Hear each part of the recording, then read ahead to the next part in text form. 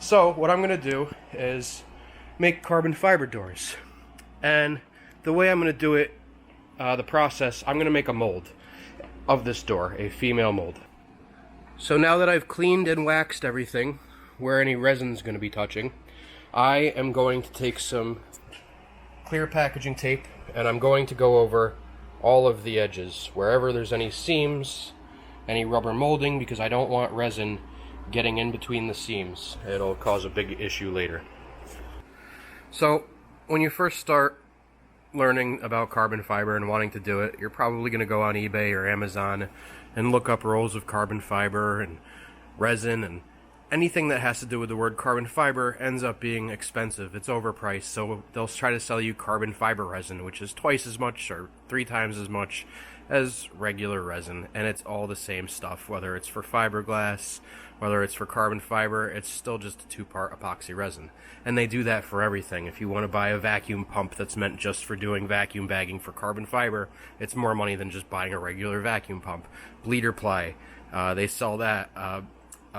Breather ply as well, and that stuff, I found out you could just use blue shop paper towels for that, for the bleeder ply.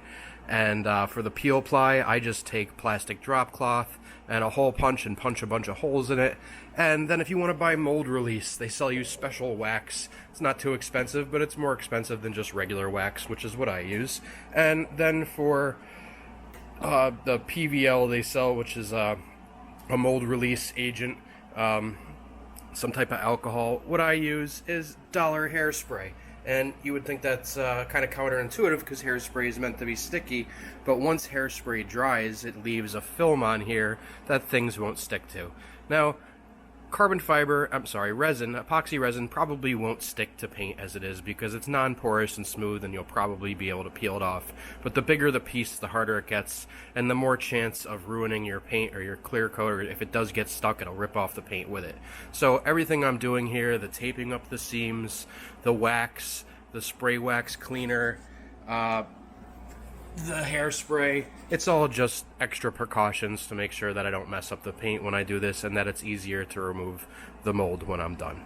So my next step, now that the wax is dry, I've done 2 coats of wax and the tape around all the seams and the keyhole, and then I gob some more wax around the keyhole just so it wouldn't get in there, is I'm going to spray some actual mold release agent, which I picked up at Michael's. It was overpriced for this little bottle, but I'll spray that first. Then I'll spray some hairspray. I'll let the hairspray dry, spray some more mold release all over everything, and then once that's all dry, what I'm going to do is I'll mix up my resin, which is a 4-to-1 ratio. It's not a type of resin. I know I said all resin's the same, but sometimes the hardeners are brown and gross looking, and you wouldn't want to use those on carbon. You want to make sure you get something with UV for carbon. But since this is just for the mold, for the fiberglass, I don't care what color it is. It's going to come out brown and gross looking anyway. So I just use this resin that I picked up today. Right here, so I'll be using that. I'll mix it up. It's a 4-to-1. I have other stuff. I use West Systems when I do the actual carbon fiber pieces. So what I'll end up doing is I will mix up that resin and I will brush it on kind of lightly directly right on top of the wax here. Then I'm going to wait for the resin to start to get tacky. When the resin starts to get tacky to the point where I could leave a thumbprint on it, but it doesn't come off on my thumb, what I'm going to do is I have what's called fiberglass mat, and that's this stuff right here. And I will start to push that onto the resin, onto the car, and I will push it down nicely so there's no air bubbles, at which point I will then start to add more resin to it, and then another layer of regular fiberglass here. It's not regular fiberglass, it's a weave. I forget what it's actually called. But yeah, you do that. You just keep doing layers and keep adding more resin, and I will film that process.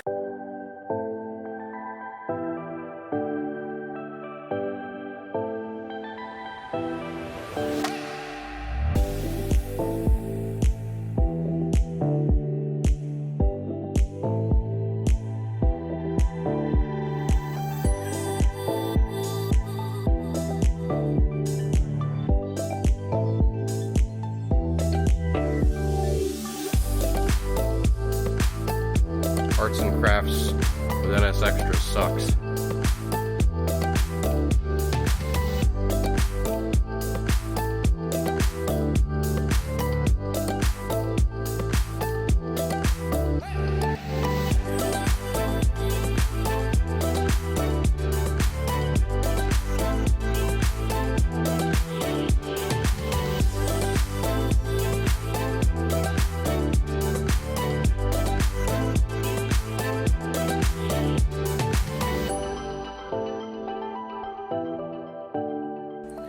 Alright, final product. Ended up cutting up a bunch of scraps and throwing them on there in different directions to strengthen it up a little bit. So it's 3-ply and 4-ply in a lot of places. So yeah, let it dry, and tomorrow I'm going to try to peel it off, and hopefully my paint doesn't come off with it. I'm thinking I'll use my air compressor and try to shoot some air in there to get it to separate. So I'll film that process too. Alright, so I'm breaking off the mold. I already started to pull this part off a little bit. This part is releasing nicely on the glass. Hopefully it does on the paint too. I have some air here. They do sell plastic wedges for this. I'm hoping I don't need that, but this seems to be working okay.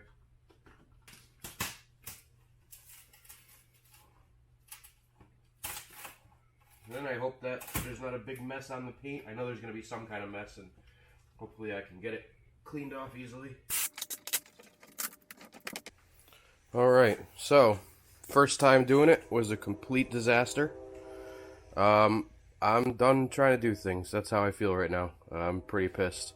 So, it left resin and fiberglass strands. And you can't see it right now because there's not good lighting right here. But it took off a little piece of the black paint right there with it. But that's not all. The tape failed and the resin went through. And that's going to be fun to clean up. Now, I cleaned the car. I used some spray detailer afterwards. Then I used some Speed Shine. Then I put a coat of the Zimall wax, which I did not wipe off. Then I did another coat of the Zimall wax. Then I did another coat of the Zimall wax. Then I sprayed mold release. Then I sprayed hairspray. Then I sprayed more mold release. Then I sprayed more hairspray. Then I sprayed more mold release. After all that dried, I checked everything. None of the tape was leaking. Everything was good. And I applied my resin. Then I applied my fiberglass and so on and so on. And I did everything that I was supposed to do. I've watched so many videos. I've talked to people. I've worked with composites before. I've just never done it on a painted surface like this.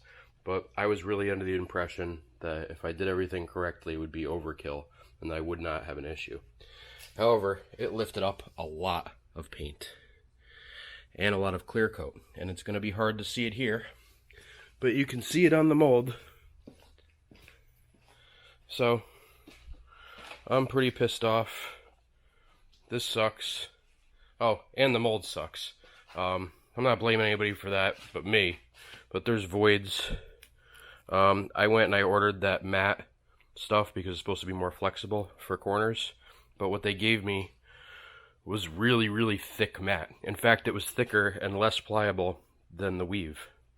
So I don't know what the hell the point of that stuff was for, but this stuff is, look, there's no resin on this. It's stiff. This is stiff and thick and doesn't bend. This shit's nice and light. I should have just used that. I don't know.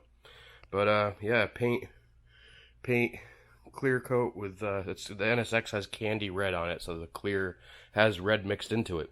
So when you repaint them, you can never really get that back again, because who knows? I mean, I know the formulas for the paint is Formula 1 and that matches it, but as soon as you add a candy to it, it ends up changing everything. So it's really hard to kind of figure out what they did at the factory.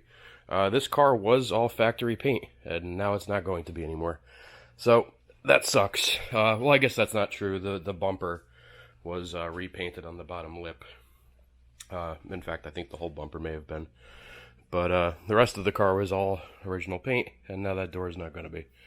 So I'm pissed. This sucks. Don't do what I do. I give up. I'm not modifying cars anymore. Yeah. I just want to reiterate how much this sucks. I'm pissed. I did everything I was supposed to do. I expected for my first time not to be perfect. I expected for it to be messed up. I expected for this mold to not be perfect. I expected to have voids like this. I expected that. But what I didn't expect was for the car to get messed up. I thought maybe there would be a little bit of mess on the side, maybe a little bit of resin I'd have to pick off. But after I put so much wax, and so much mold release, that I wouldn't have an issue. Honestly, I knew the paint was old, but it was smooth. There was no imperfections. If I were to put resin on it, it should have just came off without any of that stuff. But since I put so much of that stuff on there, and I followed the directions of what everybody said, and it messed up the paint, that's upsetting to me. Because one thing I don't do well, there's a lot of things I don't do well, but apparently. But one thing I really don't do well is painting cars. I've done it a couple times. Hats off to people that can paint cars. I can't. My paint jobs came out horrendous. And, yeah, so I'm upset that happened. I'm kind of glad it's not showing up in the light right now. I'm worried to move this car and get some light showing on it because I don't want to see how bad it really is. But there's still resin on it that has to be removed and bits of fiberglass stuck into the resin. So I don't get how the smooth paint with wax on it was able to hold on and grip to the resin better than this matte fiberglass. I don't get how this is gonna hold on to less, or how resin will hold on to that less than it will onto smooth paint with a bunch of wax on it. So anyway, this video was supposed to be a DIY on how to do this. And it was supposed to, I had a feeling I was going to have issues, and I was thinking, hey, at the end of the video, I'll get to show off my issues and be like, hey, look, you know, I had some problems, this is how I'll fix them, and I'd learn how to fix them. I'd use, you know, filler. I don't even want to use this piece of crap anymore, and I'm certainly not going to do it to the other side. Never again. So, yeah, I don't know. It's just, that's a lot of paint and candy, and there's even a little piece of black paint up there. Yeah, I don't get it. So, miserable right now. Okay. Unfortunately, my friend Tony is retired from being a body guy, but he used to do all my body work. He was amazing at it. And he's here today, and he was just telling me the following. Go on. Alright, so the epoxy resin that Chris used here, great stuff, but unfortunately, the exothermal reaction that it caused a great deal of heat, which caused his release wax to then melt. Once that melted, it allowed the activator from the epoxy resin to leach by and into the pores of the clear coat, which caused the chemical reaction to reactivate the clear. And it actually melted the clear coat, causing the resin and the clear to become, well, together and not release. So as we are trying to remove some of this, it is actually, resin is basically turned the clear coat into mush. Yeah. Maybe it's just because the clear coat they used 30 years ago was different or something? I don't know. That activator in that resin is probably some serious stuff. And it does get very hot. The cups were melting. And I would say that it melted the actual clear coat. Okay. So it's just by the way that the runs are at the very bottom of the door, everything went down, and you've actually got red resin drips. Yeah. Which this has got red in the clear, so yeah. That's melted clear coat that has essentially been reliquefied. Yeah. And that is, I would have to say, was just the only thing that's strong enough to do it is that activator and that resin. It was a fast hardener, and it was strong because look what it did to the cups. Yeah. So they were getting hot in my hand. I would have to pour it on immediately. Yeah. So Well, I mean, it makes me feel better that, I mean, it's still my mess up. I still did this. This is nobody's fault but my own. But at least I know that my process was correct. And I know it was because I did everything that I could have done. Yeah. I mean, I'm sure I made some mistakes. So I pulled it out in the daylight so I could see a little better what's going on here. I noticed what my friend Tony was talking about, which is that the clear actually like liquefied. So it did get reactivated from the heat somehow. So this car's paint code, it's called Formula Red. And when you buff these cars, the buffing pads come out red. And the reason is because there's a candy in the clear. So they mix some color in with the clear. And my friend Tony was right.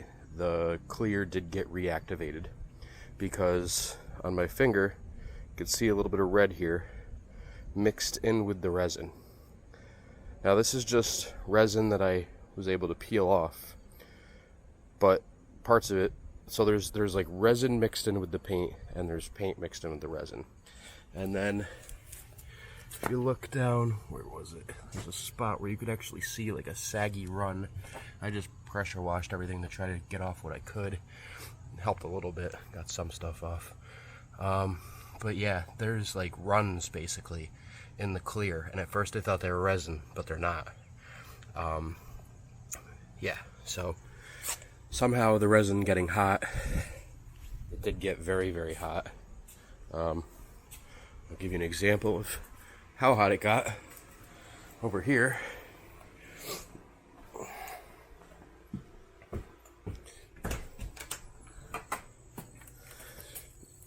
This was a solo cup, full tall solo cup that I mixed the resin